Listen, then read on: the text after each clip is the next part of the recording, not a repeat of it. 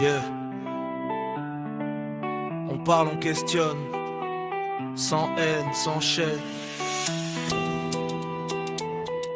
Juste la vérité qu'on traîne. Yeah. Dis-moi que font les fétiches de nos ancêtres au cœur du Vatican. Pourquoi ce qui vient d'Afrique devient sacré ou diabolique selon le temps? On parle de couronnes de Salomon, d'arches et de récits anciens. Mais certains trésors sont cachés loin des regards des humains. Que font les symboles anciens dans les temples du pouvoir? Pourquoi certains objets changent de sens selon les regards? Ce qui est sacré ici devient tabou ailleurs. Et la mémoire des peuples disparaît dans la peur. On parle de Moïse, de l'arche et de miracles, de Salomon roi sage entouré de récits oracles. Mais d'autres héritages venus des terres africaines sont jugés sans comprendre leurs racines anciennes. Je ne dis pas que je sais, je pose des questions, car le doute aussi fait partie de la réflexion. Le monde est qu'un livre écrit à plusieurs mains, mais certains chapitres disparaissent au matin. Bref, ce n'est peut-être pas mon combat aujourd'hui, mais je vois les vérités que le silence produit.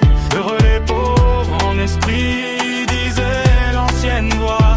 Mais même dans le silence, le cœur cherche sa voix. Bref, on avance entre foi et interrogation, entre tradition, culture et interprétation. Et même si je lâche prise sur certaines vérités, mon esprit lui refuse de tout ignorer. On dit sacré, on dit interdit, selon les époques, mais qui décide vraiment ce que le monde invoque. Les symboles voyagent, les sens se transforment, et la vérité humaine rarement reste que conforme. Certains parlent de lumière, d'autres parlent d'ombre, mais souvent c'est la peur qui définit ce que l'on nomme. Je regarde les livres, les temples et les discours, et je vois que la vérité change au fil des jours. Afrique, berceau ancien, riche en traditions, mais souvent effacé des grandes narrations. Comme si notre histoire devait rester en silence, comme si nos croyances perdaient toute importance. Mais je ne tombe pas dans la colère aveugle, je préfère comprendre avant que mon cœur ne s'aveugle. Car le monde est complexe, tissé de contradictions, et chaque vérité dépend de son horizon. C'est peut-être pas mon combat aujourd'hui, mais je vois les vérités que le silence produit.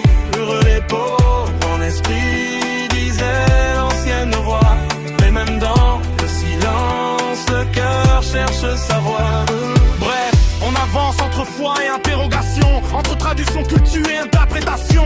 Et même si je lâche prise sur certaines vérités, mon esprit lui refuse de tout ignorer. On grandit entre prières, récits et croyances, entre ce qu'on nous apprend et ce qu'on pense. Certains suivent les dogmes, d'autres les symboles, mais au fond chaque âme cherche ce qui la console. Je ne suis pas là pour diviser les esprits, ni pour imposer une vérité écrite ou apprise. Je suis juste une voix dans le vent du questionnement, un regard qui traverse le temps lentement. Les ancêtres, les livres, les civilisations, tout s'entrelace dans une seule grande fiction. Et peut-être que la vérité n'est pas unique, mais multiple, vivante, parfois contradictoire et mystique. Alors je marche entre doute et compréhension, entre respect du passé et exploration. Car savoir c'est aussi accepter de ne pas savoir et avancer sans toujours vouloir tout voir. Yeah, pas de guerre, pas de haine dans mes mots, juste des questions portées par le tempo. Le monde est vaste, les réponses aussi, et chacun cherche sa lumière dans la nuit.